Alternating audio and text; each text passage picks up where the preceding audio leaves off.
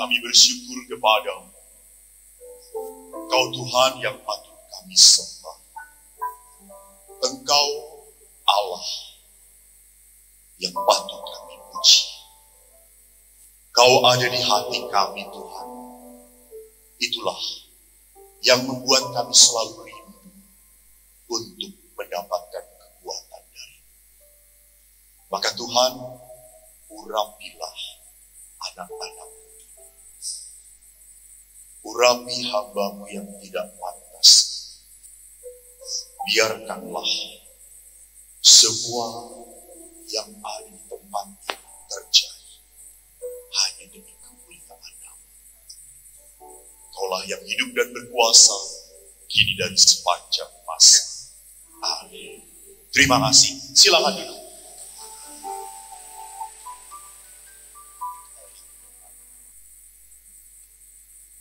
Shalom Bapak Ibu. Selamat malam semuanya. Yang di atas walaupun saya tidak melihat, saya beriman bahwa Anda pun shalom. Tidak semuanya harus dilihat toh. Seperti cinta pun tidak perlu dilihat tetapi bisa dirasakan. Hari ini saya hadir di Keuskupan Agung Pontianak, sebuah berkat bagi saya. Dan saya kagum betapa Anda itu menjadi korban-korban YouTube.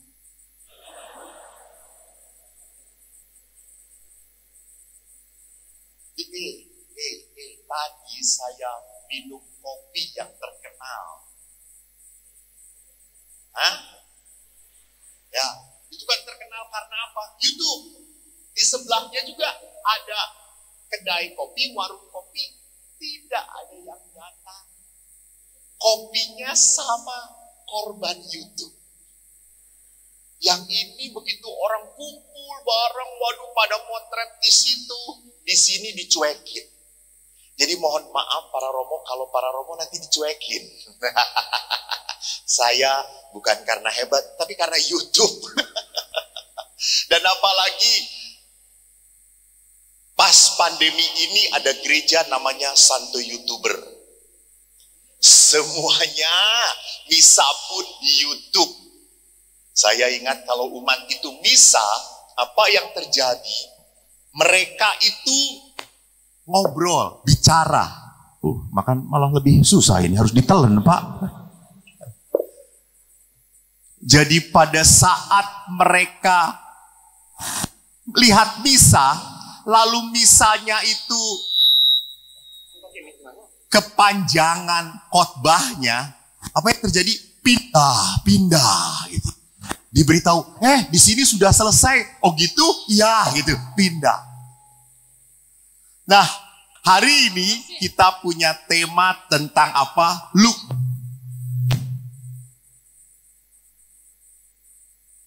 Luka dan kepahitan membawaku pada kasih dan pengampunan. Mari, saya ada makalah yang tidak bisa Anda lihat, tidak apa-apa.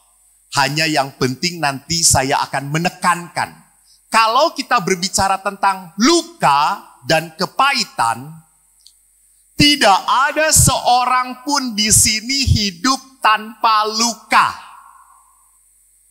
Tidak ada orang di sini hidup yang tidak pernah sakit hati. Jangan pikir para suster yang berjubah putih itu, hatinya pun putih. Bisa jadi hatinya putih, tapi hancur berantakan coy. Gitu ya. Jadi setiap orang, siapapun dia, pasti punya luka dan punya sakit hati. Saya dikenal sebagai pastor yang senang tertawa. Sampai ada orang yang berkata, Romo itu pernah sedih nggak? Sering. Apa yang membuat Romo sedih? Disuruh mimpin KRK, itu sedih bagi saya gitu ya. Jadi selama manusia itu normal, ada pengalaman pahit, luka. Dan bagaimana luka ini justru menjadi tempat manusia diberkati Tuhan. Ini bagus. Bapak Ibu tahu nggak? Mujizat itu terjadi kalau ada apa? Saya lihat Oma ini adalah yang datang pertama.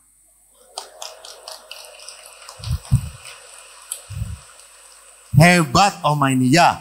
Saya lihat kita baru mulai jam 6. Jam 6 pagi sudah di sini saya lihat. Jangan-jangan buat tenda ya di sini ya. Ya. Ya. Oma, kalau ada mujizat, mujizat itu terjadi harus ada apa dulu sebelum ada mujizat terjadi? Harus ada apa? Hah? Harus ada apa? Mujizat terjadi kalau ada penyakit, ada masalah. Betul toh? Tidak bisa Yesus datang-datang, Oma jadi muda lagi. Enggak. Tidak pernah. Semua mujizat terjadi karena apa? Tuhan, saya sakit. Tuhan, anakku dirasuki oleh setan. Sekarang Tuhan, aku dirasuki oleh rasa sakit hati yang tidak pernah henti-henti. Betul atau tidak? Nah, kayak gini lihat. Betulnya tuh penuh iman, betul. Lukanya mendalam banget. Orang seperti ini mau diberi retret oleh Bapak Paus pun tetap tidak bertobat.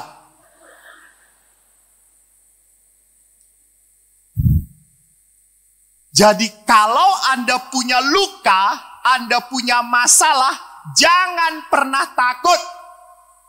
Kenapa? Karena Anda adalah kandidat untuk mendapatkan mujizat Tuhan. Hey. Jangan cuma tepuk tangan. Jangan cuma ngomong amin. Nggak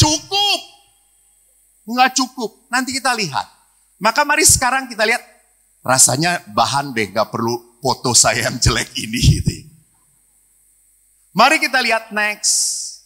Oh kemana? Ke sono. Oh arahnya salah. Kiblatnya di sono. Gimana? Oke. Orang terluka selalu berusaha untuk apa? Menghindari orang-orang yang melukai. Betul? Misalnya nih jengkel dengan pasturnya. Pada saat jengkel dengan pasturnya, pastur datang dari depan, kita ke kanan. Kita. Kalau jengkel dengan pasturnya, langsung ada ngomong, nggak akan kolekte saya. Jadi yang namanya orang terluka itu selalu menghindari orang-orang yang membuat terluka. Dan orang terluka selalu paling mudah apa? Menyalahkan orang lain. Dia yang membuat saya menderita. Suami saya yang membuat hidup saya seperti ini. Orang tua saya yang membuat hidup saya terkutuk. What? Kan ada orang yang berkata, Romo, saya itu dari dulu lahir memang kasar ngomongnya. Dari orang tua juga kasar ngomongnya tuh kayak gini, ngebentak-bentak, marah-marah. Ini sudah bawaan orok. Gak bisa dirubah. Bu, pak, sus, ter. Kalau engkau lahir sebagai orang terluka, jangan mati juga sebagai orang terluka. Allah tidak menghendaki seperti itu. Kalau engkau hidup sebagai orang yang dalam tanda petik teraniaya, matilah sebagai seorang yang mulia. Matilah sebagai orang yang dikasihi. Itu baru murid Tuhan. Dan itu baru umat Katolik Keuskupan Agung Pontianak. Makin tepuk tangan banyak, amplop makin besar saudara-saudara. Saya tuh menulis ungkapan-ungkapan di sini. di sini no. Nah, ungkapan-ungkapan di sini yang memperlihatkan next. Bukan aku. Di situ ada ungkapan kalau orang pacaran kesinggung. Bukan aku yang menyerah lalu memilih melepas engkau sayang. Tapi kamu yang tidak ingin lagi kupertahankan. Asik. Itu kata-kata Romo Alex dengan mantannya.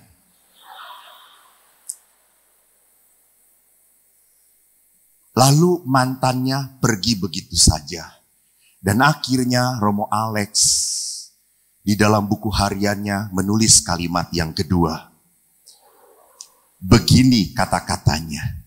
Sayang, dulu aku tergila-gila untuk mengejarmu. Namun sekarang mati-matian aku melupakanmu. Karena aku sudah jadi Romo Paroki Katedral.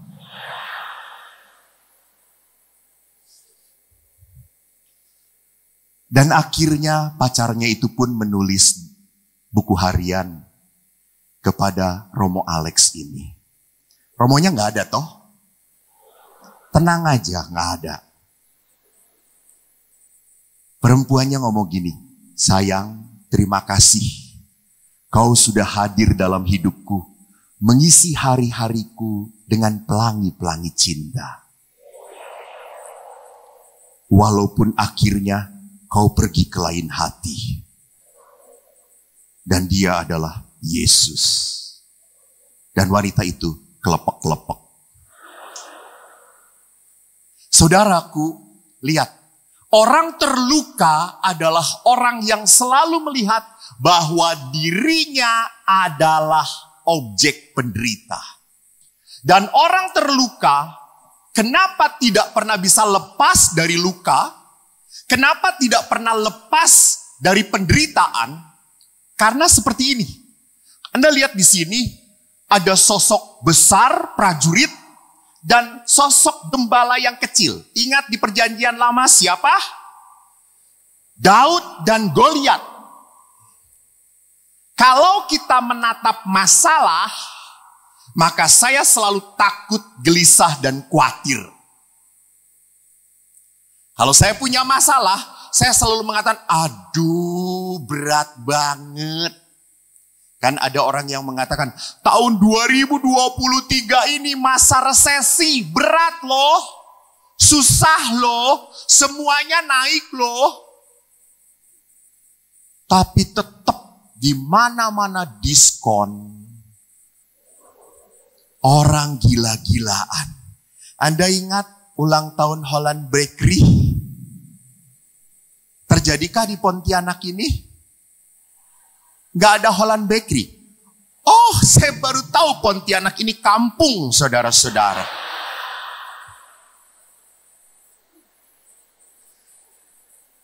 Pantesan gak nyambung ya kita. Jadi maaf, saya dari kota Jakarta yang besar dan banyak masalah. Pontianak, kampung, dan lebih banyak masalahnya.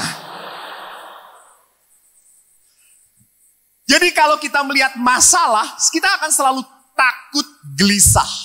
Dan kalau kita melihat diri kita selalu berkata, tidak mungkin, tidak berdaya, tidak mampu.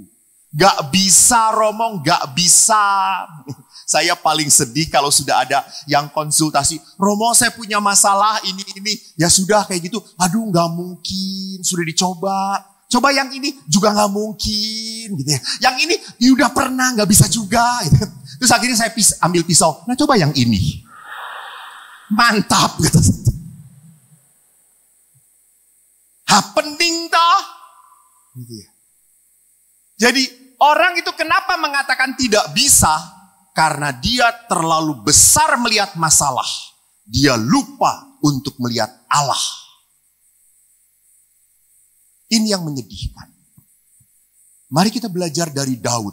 Daud itu bagus banget pengalamannya. Ada di dalam kitab pertama Samuel.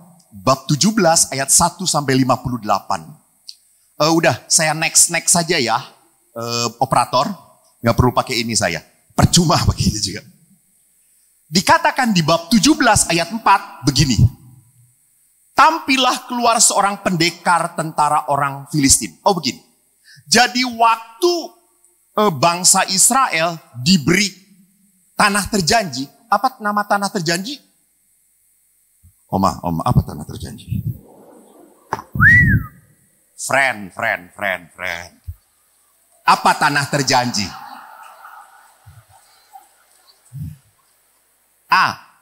Orang Israel dari Mesir diberi tanah terjanji. Nama tanah terjanji itu adalah Pontianak. Lihat, inilah istri Musa, saudara-saudara.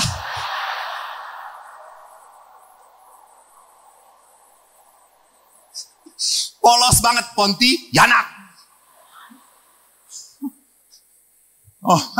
Tanah terjanji itu Kanaan.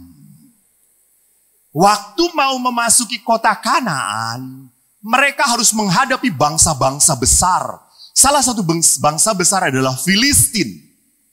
Maka pada saat mereka menghadapi bangsa besar, Filistin dan Israel, tentara-tentaranya berperang. Tahu berperangnya bagaimana? Mereka berperang. Dan tentara Israel ada di tanah Gad, di lembah. Filistin di dataran. Jadi kalau mereka menyerang, itu capek duluan. Jalan dihajar mati. Maka mereka saling menunggu. Karena akhirnya tidak pernah selesai masalahnya, akhirnya dikenal dengan apa? Pahlawan kamu siapa? Pahlawanku siapa? Jagoan kamu siapa? Jagoanku siapa? Kita beradu. Jagoanmu kalah, lu semua tunduk sama gue. Jagoan gua kalah, kita tunduk pada kamu. Maka orang Filistin mendatangkan yang namanya siapa? Goliat. Dikatakan Goliat tingginya 6 hasta sejengkal. Kurang lebih 3 meter. 2 kali lipat dari saya. Saudara-saudara, saya datang ke Pontianak. Banyak ibu-ibu yang kagum melihat saya. Dan orang Pontianak itu kekagumannya ngomong apa? Romo, kok lebih hitam ya dibandingkan dari YouTube? Kurang ajar kata saya itu. Beberapa mengatakan tinggi. Dan kalau Goliat itu 3 meteran, berarti 2 kali lipat tinggi saya. Dan dikatakan apa? Dia memakai baju zirah, ketopong tembaga, dan berat baju zirah itu 5.000 shikal tembaga. Baju perangnya itu beratnya kurang lebih 57 kilo. Kuat banget orang itu. Dan tombaknya kurang lebih 600 shikal besi berat. Berapa itu? 7 kilo. Dipegang oleh tangan satu dengan entengnya. Jadi memang orang Filistin percaya banget pada siapa? Goliat. Pasti menang. Dan rupanya bukan hanya orang Filistin yang percaya. Orang Israel juga percaya. Maka di ayat 10 dikatakan, next. Pula kata orang Filistin, aku menantang hari ini barisan Israel. Dan ketika Saul dan segenap orang Israel mendengar perkataan orang Filistin, maka cemaslah hati mereka dan sangat ketakutan. Jadi orang Filistin pun percaya kalau diadu pasti Goliat menang. Bukan hanya orang Israel, Saul, raja Israel pun percaya. Maka Saul waktu ngomong kepada Daud, dikatakan apa? Kamu tidak mungkin mengalahkan Goliat. Ia masih muda, sudah dididik menjadi prajurit. Kamu cuma gembala. Dan yang lebih menakutkannya, si Goliat ini, next. Orang Filistin ini maju mendekat pada pagi dan petang, terjadi 40 hari lamanya. Jadi si Goliat ini nantang terus tiap pagi dan sore. Mana? Sore-sore datang lagi. Mana? Bayangin 40 hari saudara-saudara. Sekarang bayangkannya begini. Tiap hari pastor paroki datang. Mengetuk rumah Anda. Kolekte.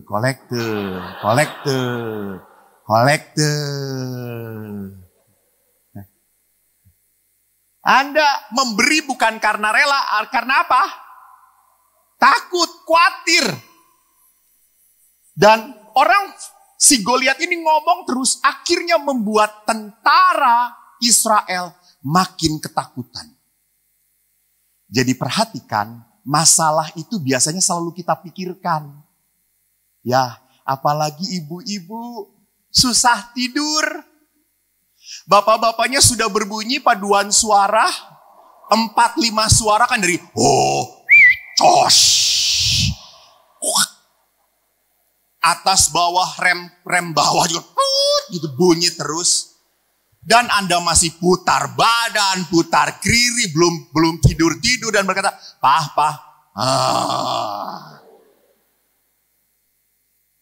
Muncullah pikiran-pikiran, kegelisahan terus dipikirkan.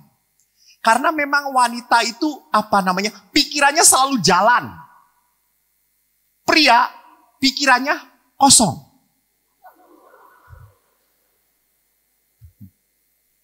Ada jarang dipakai. Maka kalau jualan yang paling mahal tuh pikiran laki-laki.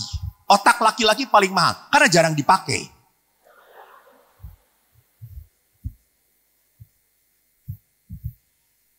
Itu kepercayaan siapa? Orang-orang Israel. Apa kepercayaan Daud? Next. Layar selanjutnya. Daud punya kepercayaan beda. Ayat 26, Daud berkata berapa? Apa? Siapa orang Filistin ini? Sampai ia berani mencemoohkan barisan dari Allah yang hidup.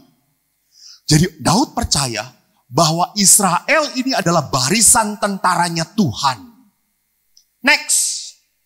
Tidak hanya itu, Daud berkata, jangan tawar hati. Hambamu akan pergi melawan orang Filistin. Maaf, Daud. Mengapa Daud begitu berani?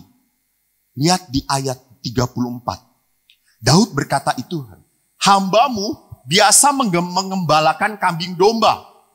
Apabila datang singa dan beruang yang menerkam seekor domba, aku mengejar, menghajar, melepaskan domba itu dari mulutnya. Kemudian apabila ia berdiri menyerang aku menangkap janggutnya, menghajar dan membunuhnya. Baik singa maupun beruang telah dihajar oleh hambamu ini. Orang Filistin itu tidak bersunat, ia sama seperti salah satu dari binatang. Ia telah mencemoohkan barisan dari Allah. Tuhan yang telah melepaskan aku dari cakar singa dan cakar beruang, Tuhan juga akan melepaskan aku dari tangan orang Filistin. Jadi kenapa Daud itu berani? Bukan omong kosong. Daud itu sudah melihat begitu baiknya karya Tuhan dalam hidup dia. Maka Daud punya apa? Iman yang kuat. Jadi Bapak Ibu, kalau Anda merasa punya masalah, kesulitan, kekhawatiran, kenapa? Karena Anda terlalu melihat ke depan. Terlalu jauh. Terlalu jauh. Pertanyaan saya, apakah masih hidup Anda? Ya dah. Keluar dari sini selamat aja, syukur pada Allah. Loh, iya toh. Kita tidak pernah tahu. Yang kita tahu adalah apa? Masa lalu. Dan masa lalu itu memperlihatkan apa? Tuhan menjagamu. Tuhan menyertaimu.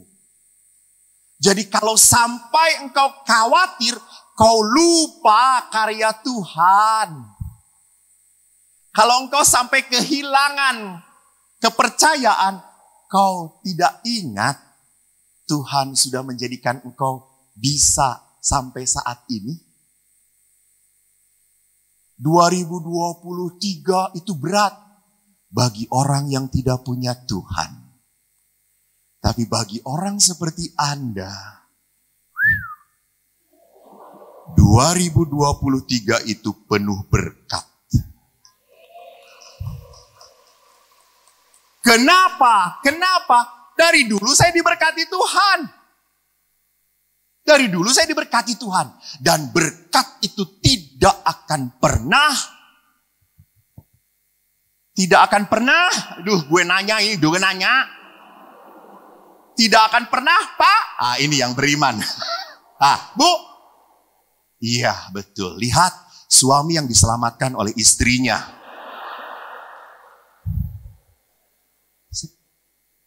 Menarik, kompak. Istri masuk surga, suami ikutan. Jadi kalau di pintu surga, istri sudah masuk, suami, kamu kenapa masuk sini? Itu istriku gitu ya. Jadi betul, berkat Allah itu tidak pernah berhenti. Jadi di sini kita bisa melihat dari Daud, next. Bahwa Daud punya iman seperti itu karena dia mengalami Tuhan. Maka waktu bertempur, Goliat melecehkan Daud. Goliat lihat, anjingkah aku? Gue ini anjing ya. Lu bawa-bawa datang dengan tongkat dan batu 5 biji. Ngapain? Goliat percaya diri. Tetapi Daud berkata apa? Engkau mendatangi aku dengan tombak dan pedang. Aku mendatangi engkau atas nama Tuhan Allah. Lihat di sini. Bedanya antara orang yang terluka, selalu apa? Bawa-bawa masalah, selalu bawa dirinya, gua gak mampu, gua bisa. Hati-hati. Orang terlalu percaya diri pun sombong, seperti Goliat, jatuh. Orang yang beriman adalah Daud. Aku membawa Tuhan. Aku beserta Tuhan. Nah saudaraku, next, mari. Kita lihat seperti Daud. Kita percaya pada kuasa masalah atau pada kuasa Allah. Hati-hati. Kalau kita percaya pada kuasa masalah, sampai kapanpun hidup Anda akan menderita terus. Sampai kapanpun. Anda didoakan oleh siapapun, nggak bisa. Suatu saat saya ikut resepsi. Ada seorang anak laki-laki gelisah, bolak-balik. Lalu saya tanya, Nak, kenapa kamu kok gelisah? Romo, besok aku banyak tugas, banyak ulangan, aku belum belajar. Ini mama nggak pulang-pulang, ayo mau pulang saya mau beresin. Terus kamu kenapa ikut undangan ini? Ya disuruh mama. Karena ini saudaranya mama. Oh ya sudah, mari kita doakan supaya mama kamu bertobat. Lalu tak lama kemudian saya pulang. Mama dan anak-anak juga pada pulang. Lalu anaknya tuh ngikutin saya sebelah saya. Romo, kamu? Ya udah mau pulang Romo. Oh bagus. Mamanya tuh dari jauh teriak. Nah, itu kan kamu dengan Romo. Katanya besok kamu ulangan. Banyak tugas. Minta didoakan sana sama Romo. Apa yang terjadi? Anak itu bukan menghadap saya. Dia balik kepada mamanya. Ma, mau didoakan sama Paus juga tetap gak bisa kalau gak belajar. Kata dia itu.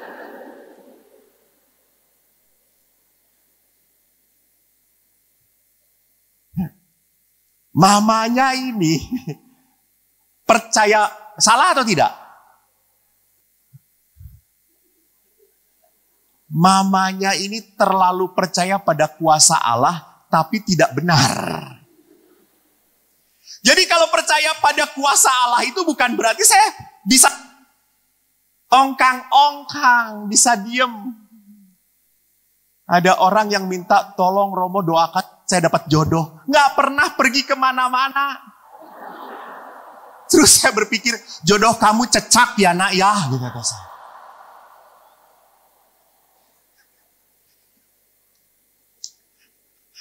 Gadis lain minta juga diminta jodoh, kan biasa tuh banyak wanita-wanita yang karena gelisah pulang ke rumah, mamanya selalu bertanya, mana pasanganmu gitu ya. Lalu akhirnya dia bagaimana dapat jodoh, dia minta jodoh, tapi mainnya selalu di frateran.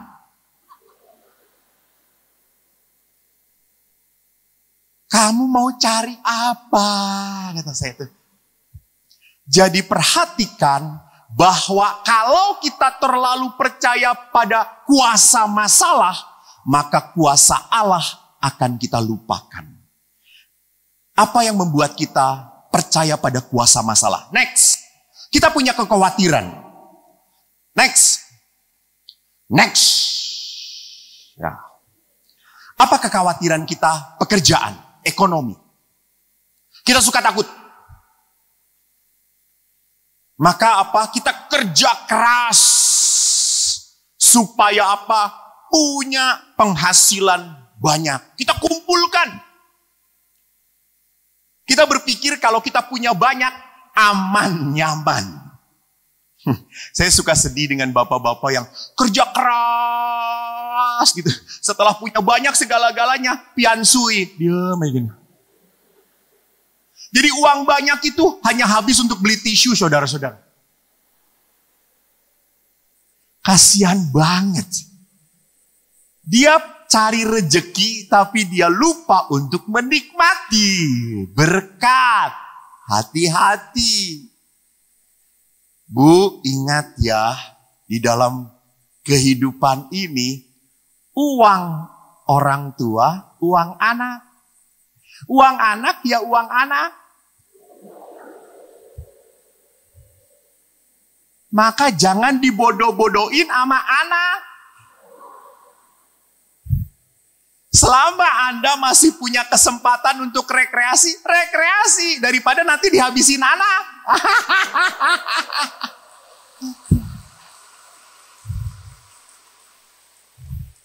Daripada dihabisin anak, lebih baik disumbangkan ke gereja.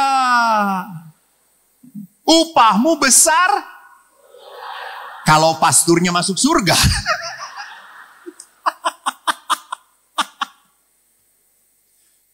Yang berikutnya adalah apa? Kesehatan. Next, sering kali kita punya kesehatan yang tiba-tiba rapuh. Tiba-tiba sakit. Gak bisa jaminan. Kita olahraga, belum tentu besoknya sehat. Ada yang olahraga mati. Ya toh? Tidak ada yang merokok mati. Dengan demikian, merokok lebih sehat daripada olahraga. Kan tidak bisa dijadikan jaminan. Ada seorang pastor, aduh sehat banget. Makannya pun teratur. Saking teraturnya, itu kalau makan pepaya, bijinya juga dimakan. Kata saya itu, kenapa? Terus dia kan orang pastor Belanda. Kamu bodoh, biji pepaya bagus untuk kesehatan. Saya nyobain. Kok gak enak ya gitu ya. Lalu pastor itu, tak lama kemudian meninggal. Saya akhirnya berhenti juga gitu ya. Jangan-jangan diketemukan penuh pohon pepaya di sini gitu ya.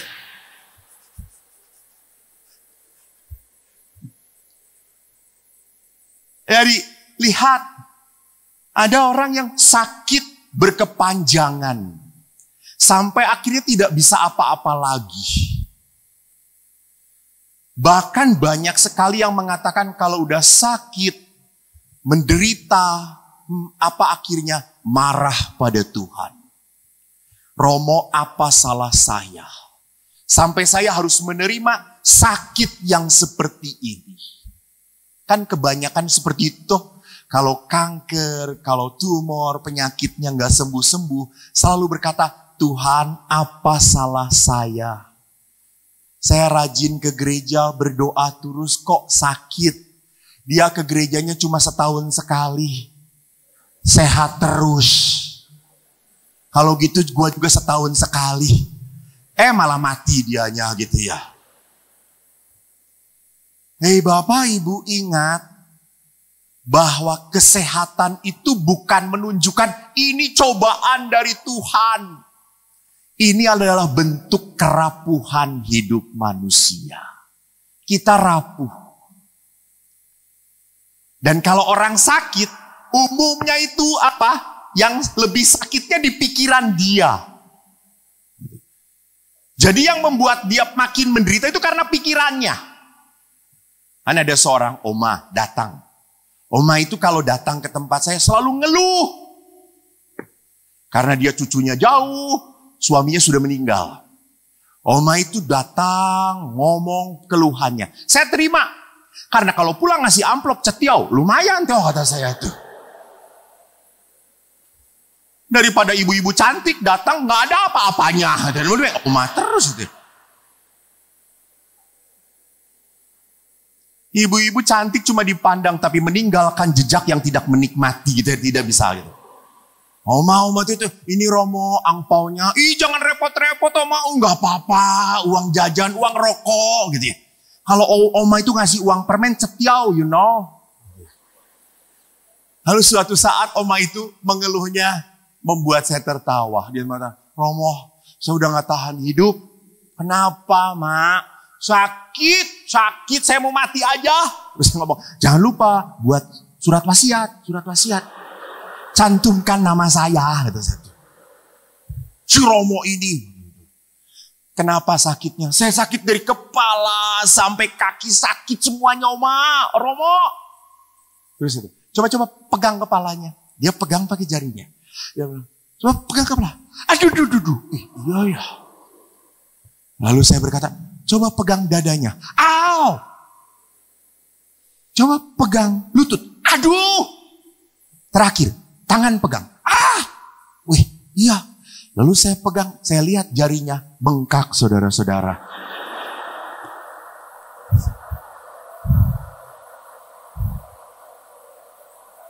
Oma, yang sakit bukan dari ujung kepala sampai ujung kaki. Jari Oma bengkak, kata saya itu. Terus dia berkata, enggak. Sini saya buktikan. Saya masukkan ke lubang hidung saya. Aduh. Nah, kata saya itu kan.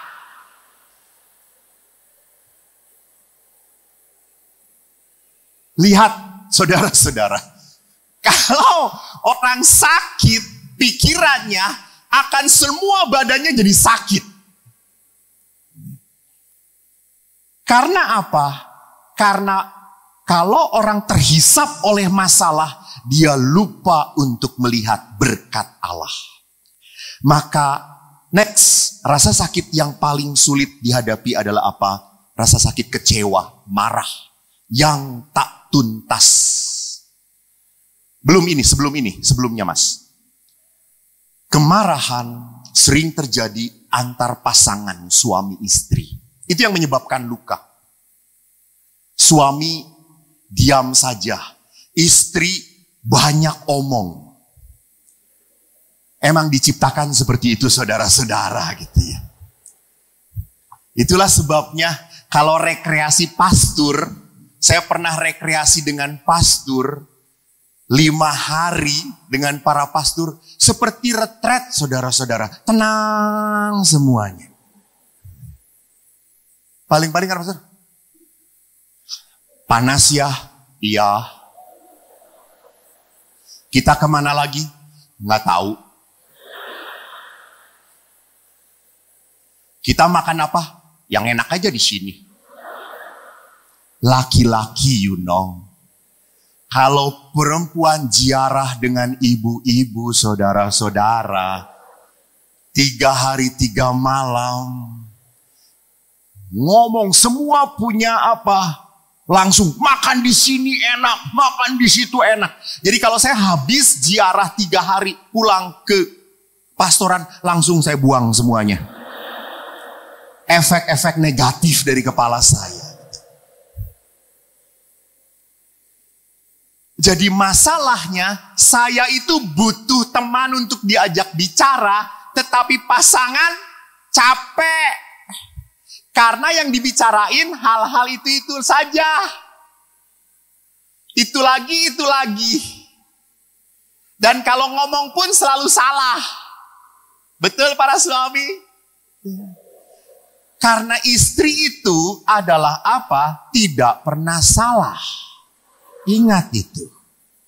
Ini hukum utama dan pertama.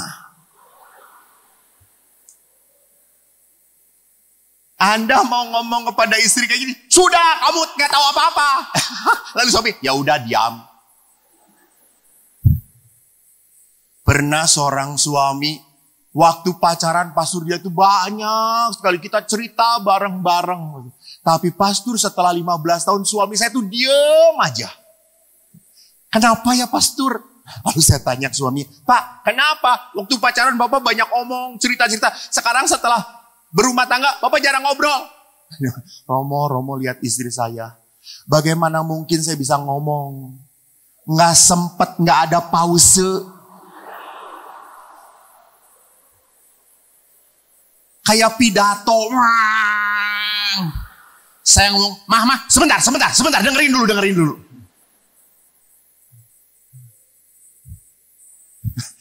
Suatu saat ada seorang opa, lalu si istrinya itu ngeluh, Romo, suami saya itu budak sekarang. Tolong doakan Romo supaya tidak budak dan dia disembuhkan oleh Tuhan. Lalu saya deketin suaminya, Pak saya doakan. Lalu suaminya bilang, jangan.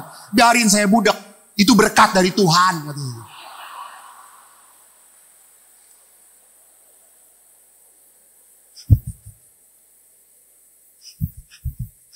Jadi kalau suami itu, Pak,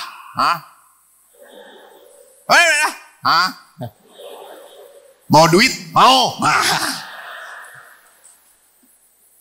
Berarti suami apa Anda normal.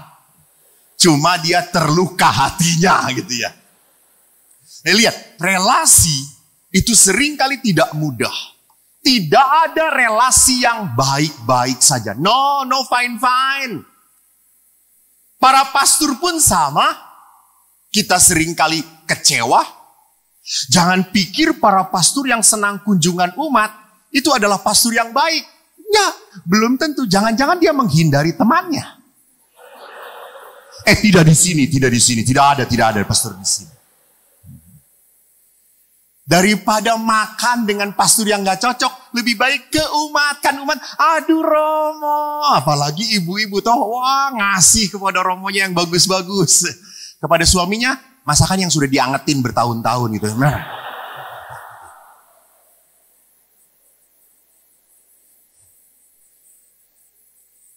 Bapak Ibu, saudara-saudariku, ingat. Jangan pernah percaya pada kuasa masalah. Percayalah pada kuasa Allah. Lihat janji Allah di dalam surat Rasul Paulus kepada jemaat di Filipi. Bab 4 ayat 4-7. Bersukacitalah senantiasa dalam Tuhan. Sekali lagi kukatakan, bersukacitalah. Bagus banget. Tuhan itu ngomong bersukacita dalam Tuhan. Hendaklah kebaikan hatimu diketahui semua orang. Tuhan sudah dekat. Janganlah hendaknya kamu khawatir tentang apapun. Nyatakan semuanya, segala hal, keinginanmu kepada Allah dalam doa dan permohonan dengan ucapan syukur. Damai sejahtera Allah yang melampaui segala akal akan memelihara hati dan pikiranmu dalam Kristus Yesus. Saya paparkan, ini kuasa Tuhan. Ini janji Tuhan. Dan Anda tahu, di dalam kitab suci, konon katanya, ahli kitab suci mengatakan, ada 7.000 janji Tuhan. Setelah Adam dan Hawa berdosa pun, Allah tetap berjanji memberkati. Setelah Kain membunuh Habil, Kain pun tetap diberkati, dilindungi Tuhan. Nuh, Abraham diberi janji oleh Tuhan. Tetapi ingat, janji itu ada syaratnya. Berkat Tuhan itu adalah dari Allah. Berkat itu gratis. Tapi berguna atau tidak tergantung Anda. Tergantung Anda. Jadi kalau Anda sudah diberkati, Iya. Oke. Itu tanda saya sebentar lagi harus selesai. Gitu ya. Jadi kalau Anda sudah diberkati, jangan pernah lupa berkat itu akan lestari kalau kau memenuhi janji Tuhan. Maka ingat kalau Tuhan berjanji, marilah kepadaku kamu semua berbeban berat, aku akan memberikan kelegaan kepadamu. Pikulah kuk yang kupasang dan belajarlah daripadaku. Jadi Allah itu memberikan kelegaan tetapi tetap pikulah kuk yang kupasang. Jadi bukan berarti kalau Allah memberikan kelegaan, kita bisa lepas dari penderitaan. No. Saya kemarin bicara ya, di malam gala dinner. Allah itu tidak menjanjikan hidup yang nyaman, yang enak, yang gampang. Allah itu menjanjikan apa? Kekuatan. Jadi Bapak Ibu yang terkasih, kalau Allah berjanji, maka kita harus melakukan apa yang Tuhan mau. Kau akan terbebas dari lukamu, tetapi apa? Ampunilah yang menyakitimu. Kau akan diberkati oleh Tuhan, bisnismu lancar, asal kau percaya padaku. Maka saya kalau mau memberkati tempat usaha, Romo tolong berkati tempat usaha saya. Saya tanya, kamu percaya nggak tempat usaha kamu membawa berkat untuk keluarga kamu? Kalau jawabannya, ya terserah nanti aja. Nggak jadi gua berkatin. Loh, ngapain dia buat usaha tanpa iman? Kalau mau melakukan sesuatu dengan iman, percaya. Karena Allah ingin melihat imanmu. Karena Allah ingin melihat kesetiaanmu. Maka pada saat kau memegang kesetiaan, kau memegang janji Tuhan, maka Allah akan menunjukkan. Jadi itu terbaliknya dengan Tuhan itu. Jangan Tuhan kasih bukti dulu. Kasih tanda. Baru gue percaya, kampret. Gue Tuhan, lu buatan gue. Percaya dulu, baru gue kasih. Itu kerjanya Tuhan. Allah menuntut kita untuk apa? Percaya. Baru Allah akan menunjukkan janjinya. Nah, kalau janji Allah begitu jelas dalam hidup kita, so what next? Ini ada 5 syarat. Supaya apa? Kita mengalami damai. Supaya apa? Kita mengalami kasih dan pengampunan. Pertama, seperti yang dikatakan tadi ayat pertama, janganlah khawatir tentang apapun juga. Ingat, kekhawatiran itu pertama-tama adalah apa? Tidak masuk akal, unreasonable. Khawatir itu tidak pernah menyelesaikan masalah. Ingat itu. Khawatir itu hanya menambah masalah. Menambah masalah. Aduh, khawatir suami saya jangan-jangan macem-macem. Jangan-jangan dia nggak setia pada saya. Jangan-jangan dia ada di other woman. Lalu Anda telepon terus. Ada di mana? Dengan siapa? Itu suara siapa? Ada wanita di situ. Lama-lama terjadilah apa yang Anda khawatirkan. Jangan ngomong amit-amit.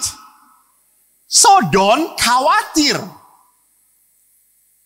Percayalah.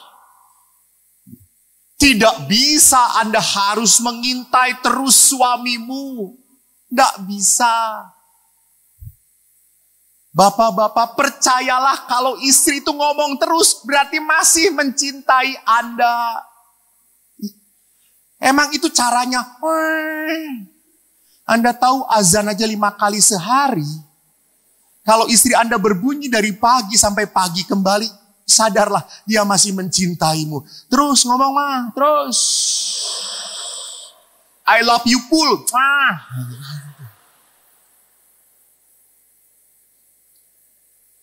Hei Bapak Ibu, Bapak-Bapak, kalau istri Anda ngomong terus peluklah dia. Mah istirahat dulu sebentar ya. Kasih minum, Mama istirahat dulu. Minum. Narik napas dulu. Setelah habis, ayo ngomong lagi.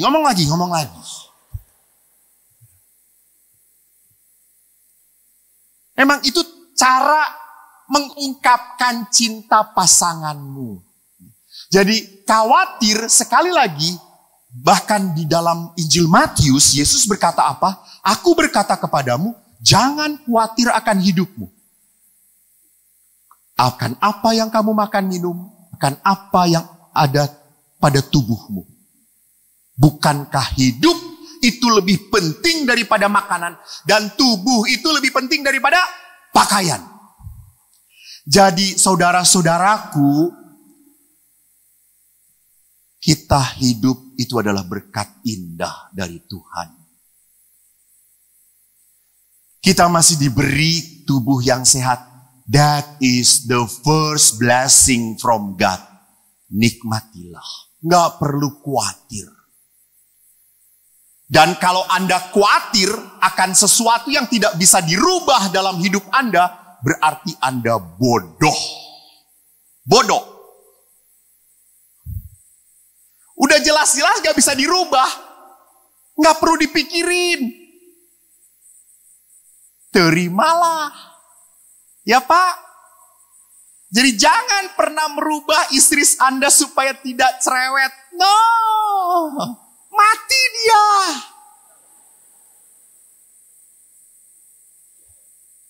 Terimalah. Ibu-ibu juga sama. Terimalah. Kalau makin tua, makin semuanya melorot, terimalah. Udah jangan dikenceng-kencengin lah gitu ya. Saya pernah ketemu ibu-ibu yang dioperasi di Korea, ditarik semuanya. Bukan baby face, malah baby face kata saya itu. Aneh gitu. Dan saya nggak boleh ketawa Romo, nanti melar semuanya. Memang melar kok, kata saya itu. Bu, terimalah.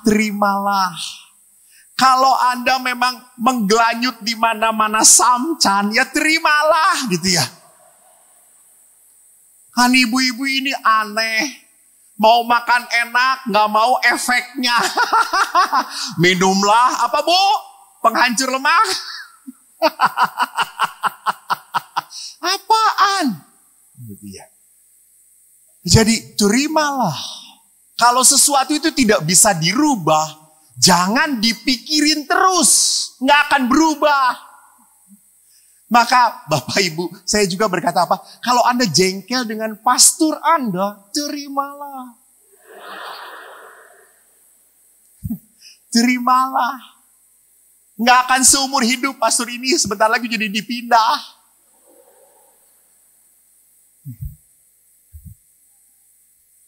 Sama. Kalau Anda punya penyakit yang tak tersembuhkan, belajarlah untuk apa? Tuhan, ubahlah hatiku. Bukan ubah penyakit ini. Angkatlah. Maka pada saat kita bisa seperti itu, kita akhirnya apa? Bisa terlepas dari kekhawatiran. Yang kedua, kekhawatiran itu sifatnya unnatural. Bukan bawaan lahir. Bapak Ibu, ada nggak bayi lahir ke dunia langsung khawatir nanti sekolah di mana? Kawin bagaimana? Masa depannya seperti apa? Ada nggak? Nggak ada. Jadi manusia itu lahir ke dunia tanpa kekhawatiran. Tanpa khawatir. Kenapa manusia jadi khawatir? Karena pengalaman hidup, luka, sakit, itu yang membuat dia khawatir. Pengalaman kecewa, itu yang membuat dia khawatir. Maka kekhawatiran itu adalah hal yang sama sekali tidak masuk akal. Percis Yesus kalau ngomong bagus banget di dalam Injil. Yesus berkata apa? Pandang burung. Tidak menabur, tidak menuai, tidak punya lumbung.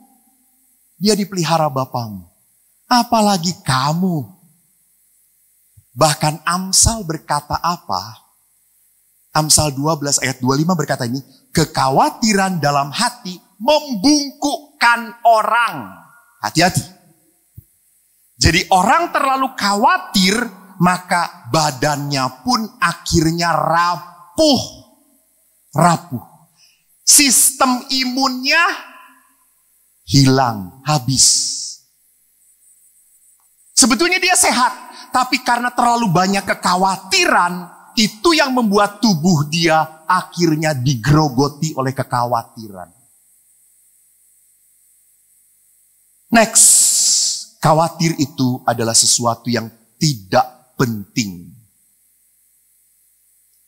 Kenapa tidak penting? Karena di dalam Injil Matius bab 6 ayat 27, siapakah di antara kamu yang karena kekhawatirannya dapat menambah sehasta pada jalan hidupnya? Nggak ada. Emang kalau dengan khawatir hidup kita akan lebih mulus, akan lebih beres? Nggak. Khawatir itu membuat Anda tidak menyelesaikan masalah. Anda hanya membesarkan masalah, bahkan seringkali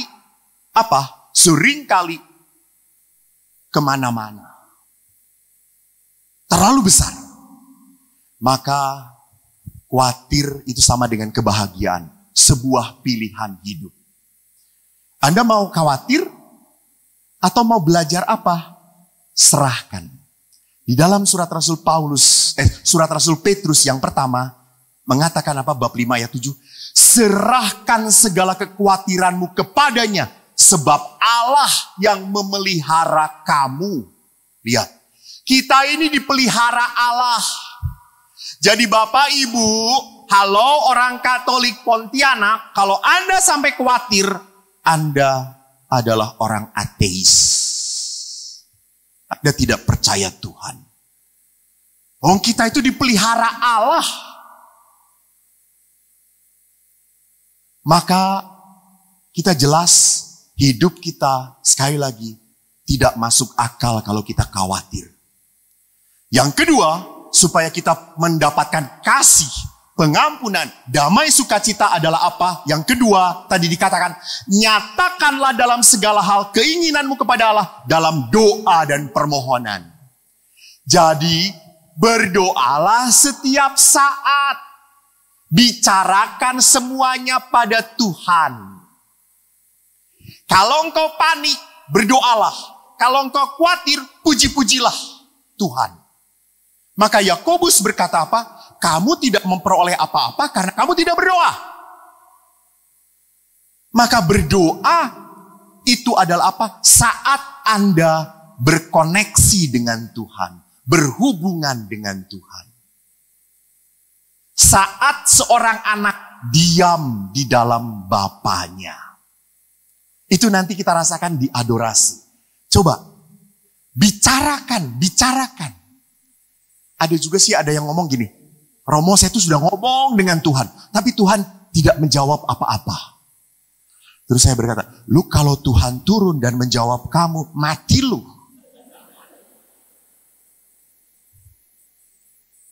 Loh, Musa aja bertemu Tuhan, apa yang dilakukan oleh Musa? Menutup wajahnya. Karena Tuhan itu maha besar, tidak layak. Jadi kita berbicara dengan Tuhan adalah apa? Adalah percaya melepaskan. Dengan Tuhan itu kita tidak cari solusi. Bukan. Dengan Tuhan itu kita cari pertolongan. Bukan cari solusi. Pertolongan. Dan pertolongannya ya bagaimana Tuhan. Tidak seperti yang kita minta. Saya mendoakan orang hampir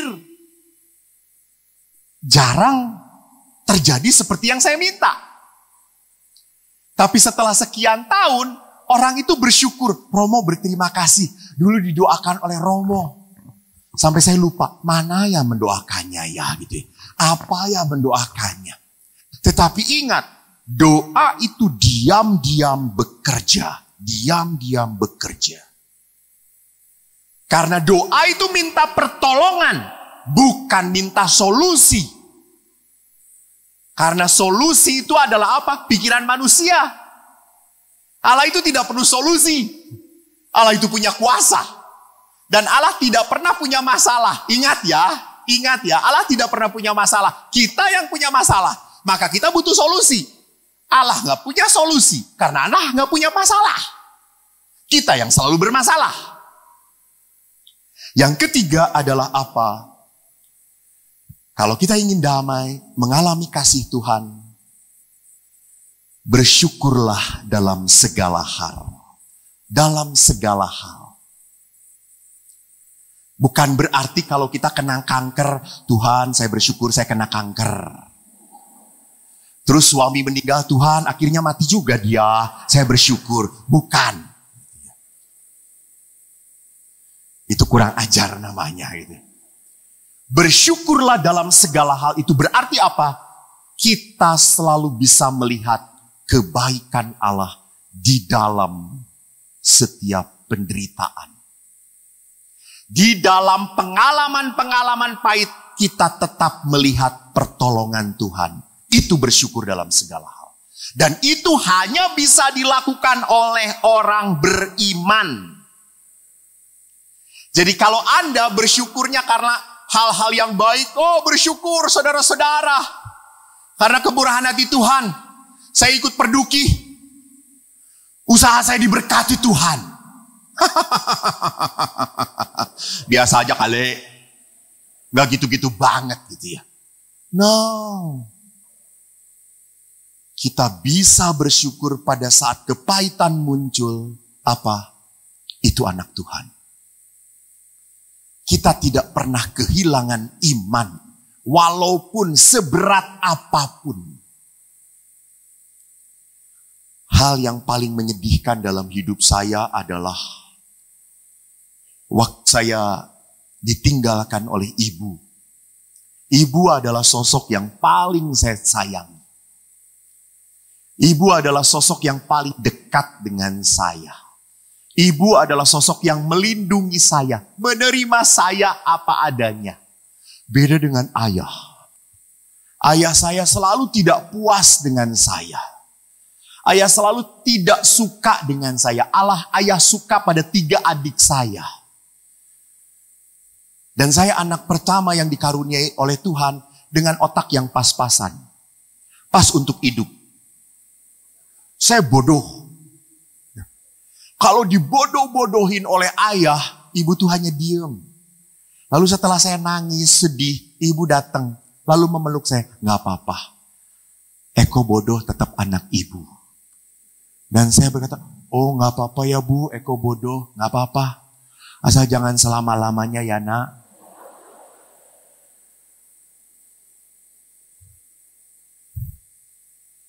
Waktu saya kecewa, mau keluar dari seminari, saya datang pada ibu. Ibu langsung mendoakan, nak, terserah. Kamu keluar dari seminari, kamu tetap anakku, tetap. Tapi ibu mendoakan kamu terus tiap hari. Kata-kata itu membuat saya apa?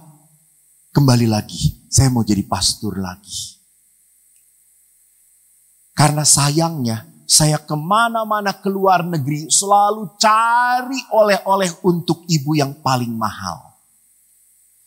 Kalau kasih liontin, $500 pun gua beli untuk ibu. Bapak, rosario saja. Harganya $1, kan ada rosario gitu. Kalau ayah berkata, mana oleh-oleh? Nih, rosario. Berapa ini? $1, kata saya tuh.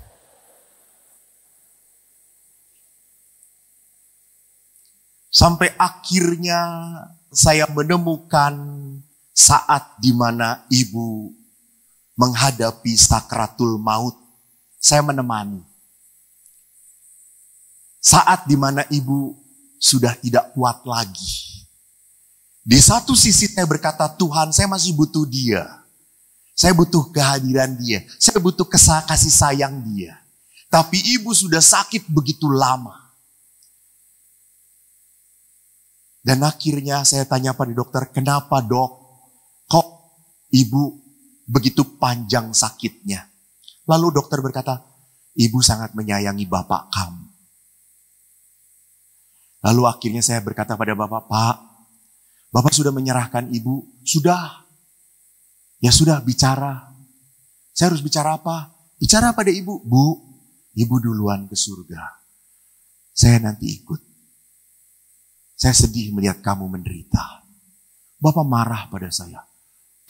Saya harus ngomong seperti itu pada istriku? Romo yang ngomong. Sabda. Dan ayah taat, saudara-saudara.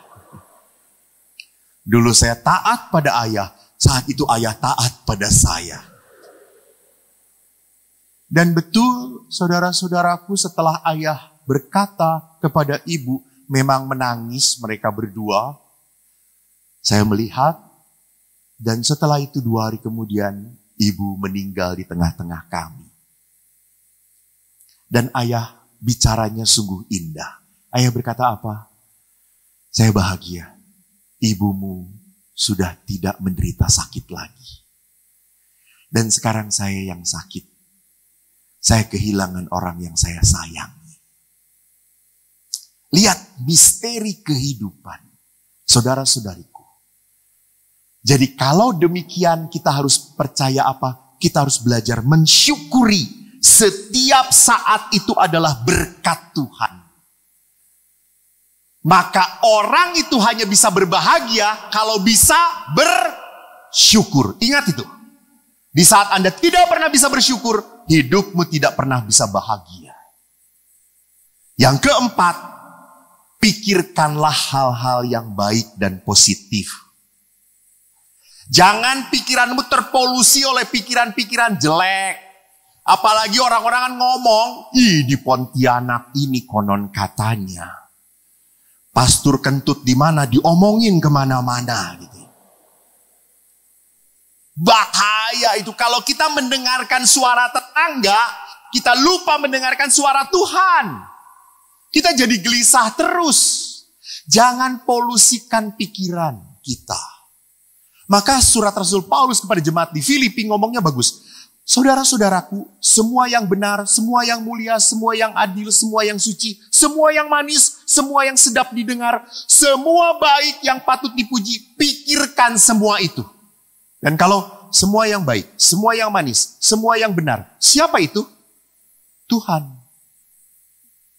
Jangan lupa, pada saat memandang masalah, saya selalu takut, gelisah, khawatir. Saat sendiri, saya akan merasa tidak mampu, tidak bisa, tidak kuat. Saat saya memandang Allah, saya punya kekuatan. Jadi tataplah Tuhan. Dan yang terakhir, kelima, belajarlah untuk merasa puas, cukup. Pak, Bu,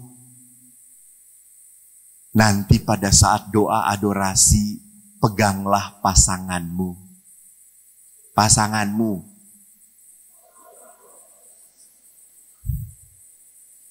Jangan salah pasangan. Para romo jangan saling memegang.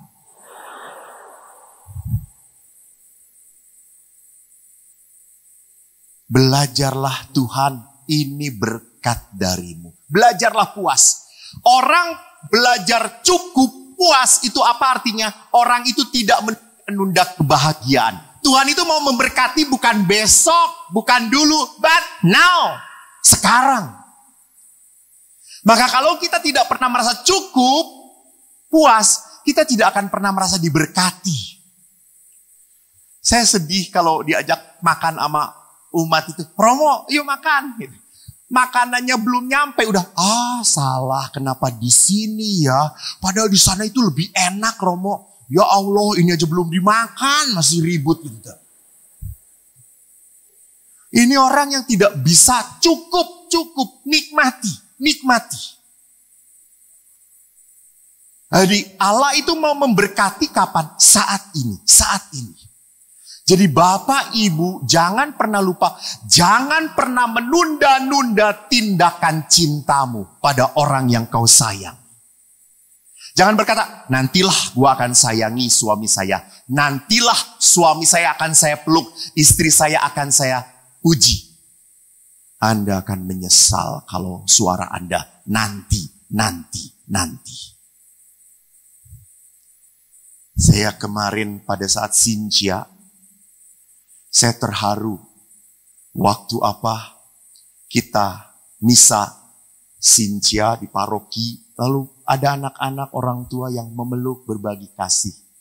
Tiba-tiba saya ingat ayah tinggal sendirian. Lalu saya berkata, saya mau ngasih angpau kepada ayah.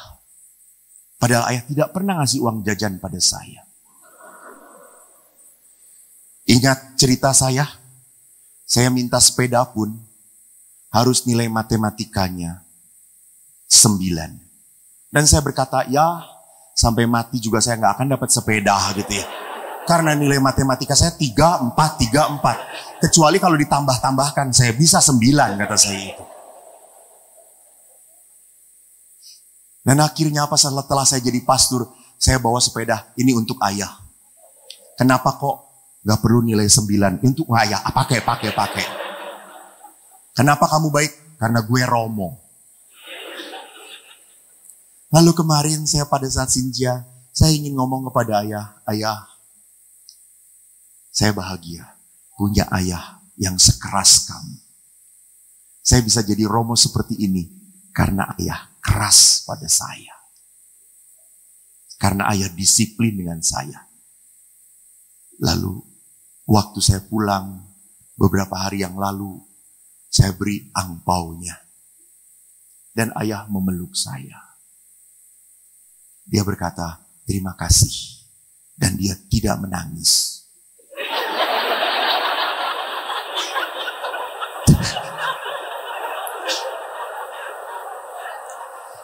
You know lah laki-laki lah ya gitu ya. Nggak akan terbeda dengan ibu-ibu. So sweet.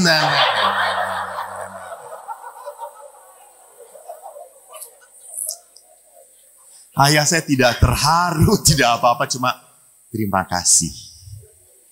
Terima kasih. Cukup. Jangan terlalu mengharapkan yang berlebihan. Kecewa coy. Jadi ibu-ibu kalau nanti membuat sesuatu yang baik untuk suami, Pak, ini untuk Papa. Saya yakin suami Anda akan berkata,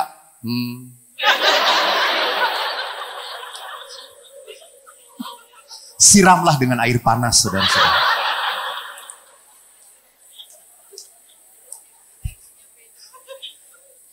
Maka Bapak Ibu yang terkasih, sekali lagi, jangan pernah menunda kebahagiaan. Jangan pernah menunda kebaikan. Lakukan saat itu. Tuhan itu ingat, tidak pernah menunda-nunda dalam memberi berkat. Maka Bapak Ibu yang terkasih, malam ini, kita sadar bahwa segala perkara dapat kutanggung di dalam Dia. Allah yang memberikan kekuatan. Maka relasi dengan Allah itu penting. Mengapa kita tidak damai? Karena kita tidak berdamai dengan Allah. Oleh karena itu, malam hari ini kita akan menutup dengan adorasi. Kita tahu adorasi itu penyembahan sakramen Maha Kudus. Dan di dalam dekrit mengatakan adorasi adalah tindakan menyembah kepada Tuhan yang hadir dalam rupa hosti yang telah disucikan. Dengan demikian, berdoa di hadapan sakramen Ekaristi sama dengan berdoa di hadapan Allah. Maka Bapak Ibu,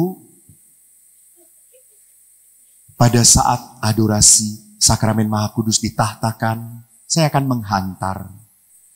Anda bawa doa-doa Anda.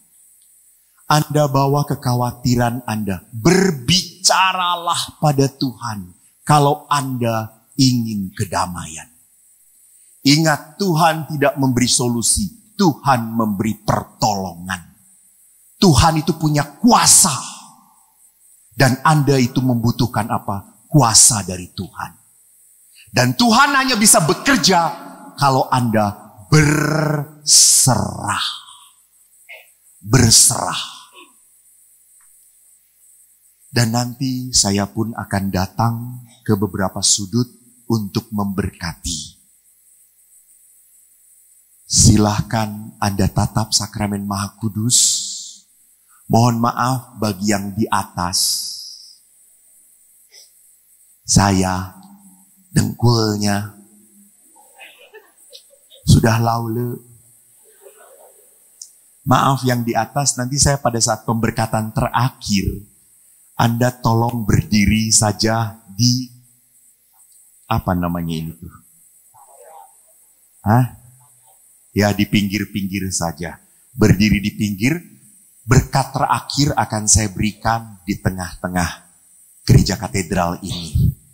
Tapi sebelumnya saya akan berputar di bawah saja, mohon maaf. Lalu saya akan di tengah untuk memberkati semuanya. Anda silakan berdiri di pinggir, percayalah. Walaupun saya tidak mampu membawa sakramen Maha Kudus pada Anda, kuasa Allah sampai pada Anda. Ingat saudaraku, imanmu yang menyelamatkan engkau. Maka mari kita hening. Kita bersama-sama sadar, percaya. Kita mempunyai Allah yang maha besar. Kita mempunyai Allah yang maha dahsyat. Dan Allah itu sungguh nyata hadir dalam sakramen Maha Kudus. Saya akan menghadirkan sakramen itu ke hadapan Anda.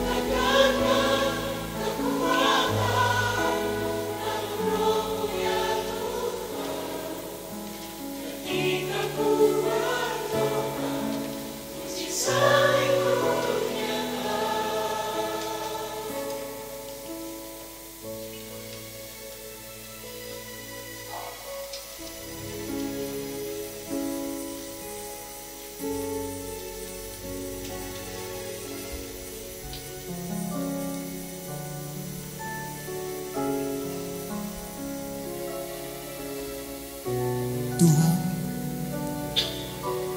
kini Engkau berjalan di tengah-tengah kami.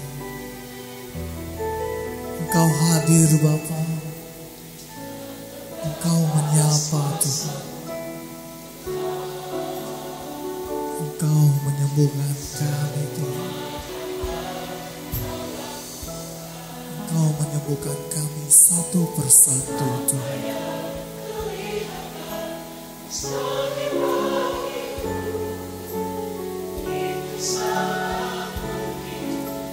Allah dekat padamu.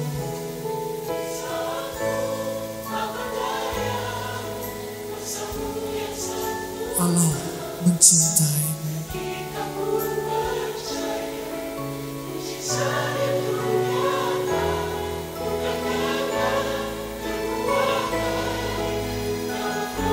Engkaulah kekuatan kami, Tuhan.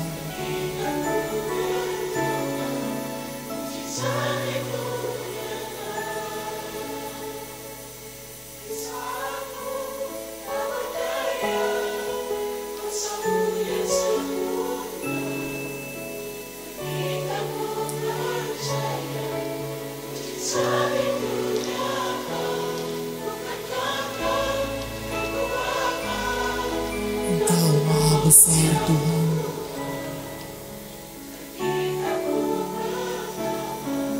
Hanya kuasa-Mu, Tuhan. Kuasa-Mu yang dapat membuat mukjizat itu menjadi nyata, Tuhan.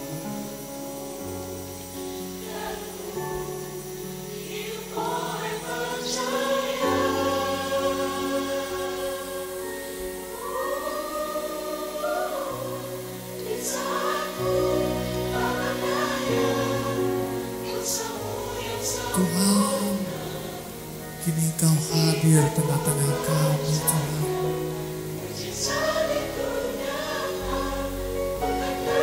Kau berjalan di tengah-tengah kami, Tuhan.